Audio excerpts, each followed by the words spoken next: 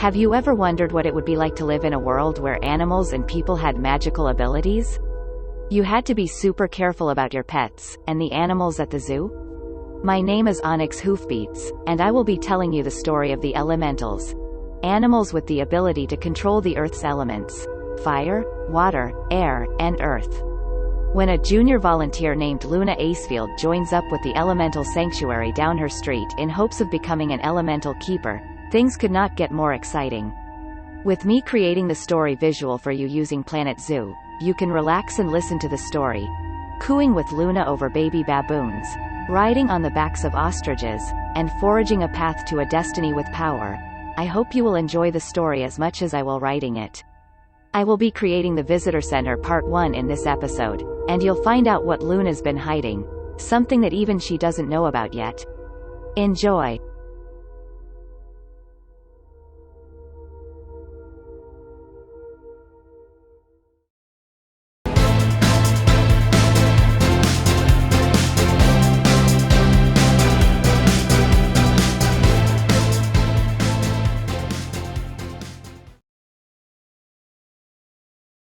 Luna squatted in the dirt of the peafowl habitat, pitching bedding into a wheelbarrow. Guests walked up and down the center path, making cleaning a whole lot harder, at least, for her. The windkeeper, whose name was Tasha Harbinger, used her wind power to clean the habitat. Using a funnel of wind on its side, she sucked out all the waste in the feed and water bowls, refilling them with new quantities from the storerooms that her volunteers brought to her. Luna knew this, because she had been one of those volunteers. "Hello," Luna smiled, as she felt a light peck on her arm. North had taken to nipping her when she came to help. He cocked his elegant head at her, his yellow eye seemed to say, "Took you long enough." Luna took out a wind grapeseed from her pocket that she had picked earlier that day, and fed it to North. Then she leaned back against the wall of the shelter and opened her diary. She flipped through the many pages, smiling at the ones that were bent or dog-eared, and in the rarish case, covered in strawberry jam. She had been keeping this journal since she was 10, and it made her nostalgic to think of the days gone by. North settled down beside her, tucking his head into his feathers. Luna waved away some of the wind clouds that seemed to hover around inside the shelter. Tasha told her that was because the peafowl liked to sleep on top of the wind at night, floating about while they slept. "Why won't you do that when I'm here?" she asked North affectionately, petting his silky feathers. Last time she had done this, she had gotten an electric shock, and had to get some cream to put on her singed hand, but this time he tolerated it. North chirruped contentedly, but he didn't float. He did go to sleep though, his head resting on Luna's knee. "Well, looky where Miss Luna's been hanging out. Definitely a windkeeper." Luna started, and looked up to see Liam standing in the doorway to the shelter. His dark gray shirt and dark blue jeans made the manure and grass stains on his clothes stick out like sore thumbs.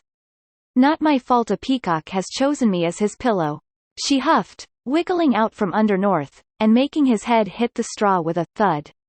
"And you don't look so hot either." Liam held up his hands. Now, no need to get nasty." He looked down at himself. "That's because I've been working. Unlike you." Luna stalked over to him, and stamped on his toes. "Ow!" Liam rubbed his sore foot, leaning against the door jamb. "I was just joking. What do you want?" Luna asked irritably. She liked to be alone in the early mornings, especially if she had some tea and crumpets. Like she did now. "I thought I would ask for your input on my new sanctuary extension ideas." Liam sounded nonchalant, but Luna knew he wanted her assistance. "Oh?" she said, not sure how to feel about that.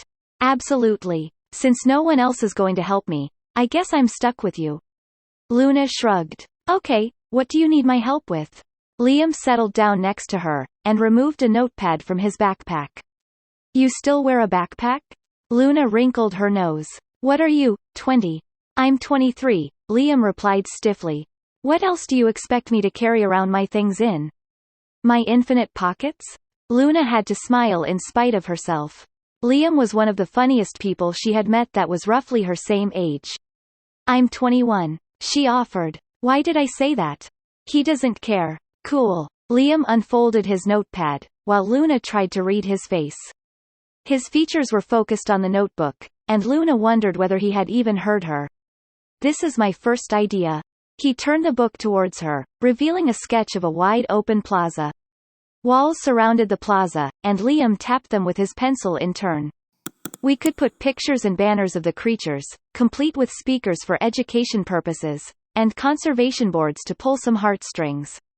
Luna giggled, wincing when the sound came out like that of a teenage girl. She cleared her throat and nodded. "That sounds good, but guests want food and drink probably more than they want education." Liam tapped his chin with the pencil. "You're most likely right. I'd much prefer a Mickey D's sandwich than a boring lecture on the feeding habits of fire-red pandas." He flipped to the next page, revealing a very unique image. This should solve the problem. A house with rounded corners made of rock walls, and an abstract roof design was on the page. A mini picture beside the first showed the inside, where a pair of exhibits were on either side of the center path, and food and drink stalls were at the end. Flora of red and gold was planted in the gaps between the rocks, and beside the exhibit tanks. "Oh, I like that!" Luna exclaimed, wondering why her voice came out in a forced excited manner. "Again, I sound like I'm barely out of junior high." "Really?" Liam blinked at the sketch. "I didn't work that hard on it." "Looks like you did." Luna cocked her head at the corner of the smaller sketch. Sloppy words above it read, "Children's Corner," with several amusing scribbles like guessing games and height measurement. "That's some nice detail," she went on. "Yeah, some education mixed in with food. Can't really go wrong with that plan." Liam shrugged. "Throw in some small animals and you're cruising." "Sounds expensive." Luna had finally realized why Liam had told her he hadn't worked that hard on it. "That's the problem." Liam let out an aggrieved sigh. "It's too extravagant for a sanctuary this new. We'd need a lot more money." Luna furrowed her brow. "We could start using donation bins. I'm sure we could get some participants." "Nah, I don't think Miss Handsome will stoop to that. She hasn't done it at all in any of the sanctuaries she's opened. Only Mrs. Connect did it with her first one, because man, did she need the help." Miss Handsome was the new owner of all the sanctuaries, after Mrs. Connect died. People said she was a good-hearted person, but Luna always had a nagging in her heart, after little Bonnie Connect got denied as the new owner. The sanctuaries should have stayed in the Connect family. "We don't know how this Miss Handsome is going to run things." There was nothing she could do though, so she focused on working hard to keep her job, because if she got fired, her parents would send her to college to earn a degree. She really didn't want that. "We could make a simpler version," she offered to Liam now. "And upgrade it in the future." "We could, or the sanctuary's just going to have to deal with the money." Liam propped up the notepad on his knees, accidentally bumping Luna's arm with his elbow. "Sorry," he exclaimed, though in a hushed whisper. "It's fine." Luna ignored her heart doing flip-flops, and plucked out her own pencil from the loop that hung from her journal. "This pathway over here could lead to the Earth and Water Visitor Center." She talked rapidly, almost babbling, as she drew a brisk image of a path going to the opposite side of the first picture. Then a rough wall surrounding a lake, where she quickly drew a path over the water. "We could put some plants down here, like water lilies and the like." She tapped on the water below the path. "And make the exhibits up here." She trailed off, glancing back at Liam. He was perfectly still, staring before him, as though all his hard work had just vanished in the blink of an eye. "Oh, I'm sorry, I should have asked your permission first." Luna felt frightened and guilty. She turned her pencil around, and was about to start erasing the picture, when Liam spoke.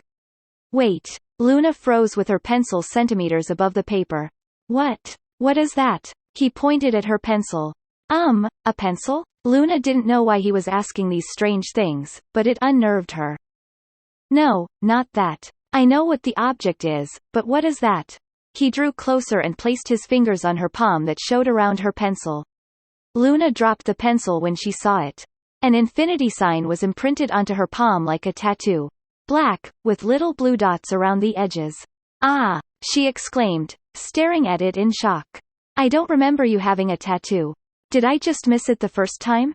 Liam drew back again. "No, you didn't miss it. It wasn't there before." Luna began to rub at it with her thumb on her other hand. "Maybe it's just an ink or pencil lead stain," Liam murmured. It won't come off, Luna breathed, and let her hand slump to her lap.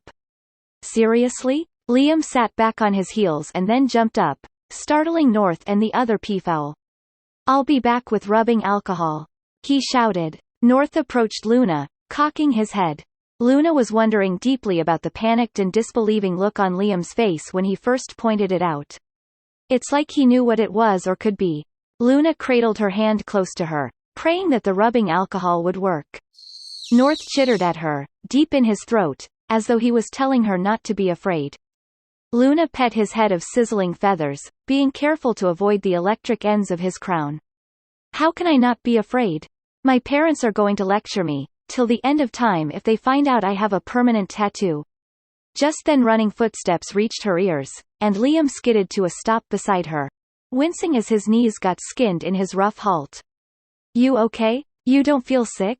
Dizzy? He asked urgently, unscrewing the bottle he was carrying. No, I feel fine. Are you okay? Luna eyed the bottle as he poured a small amount of the liquid into the cap. Of course. He took out a cotton ball from his pocket, brushed some lint and shards of paper off it, along with some chocolate crumbs, and then dipped it into the cap. Let me see your hand. He reached for her, and Luna held out her hand. He took her by the wrist, and cradled her hand on his own. Luna held her breath, trying to calm her pounding heart. His grip was firm and warm, almost like when her mother had done the same technique to swab out a thorn cut on her palm, after she fell into a rosebush. Liam rubbed briskly at her tattoo, and Luna held as still as she could. He said nothing, but his facial grimaces and with his eyes darting this way and that, betrayed his feelings. Finally he stopped and sat back. I can't get it off. His voice was cool, but Luna could tell he was not calm or cool. If it's a permanent tattoo, you wouldn't be able to get it off anyway. Right? She asked. Liam smiled slightly. That's right, we can just go around and tell everyone you have a tattoo that just happens to look like the symbol of the time element on your palm. He kept his voice hushed, but glanced around uneasily. Luna was about to ask what in the world that meant, but a voice called from somewhere outside. Rookies? Where are you two? We need your help in starting work on the visitor center. We'll talk about that later. Liam nodded at her hand. Until you can get some gloves on, keep your hand close to you and out of sight. Luna nodded mutely, trying to grasp what he meant. Hopefully he knows something I don't. She thought with a shiver. Lucky for her, he did.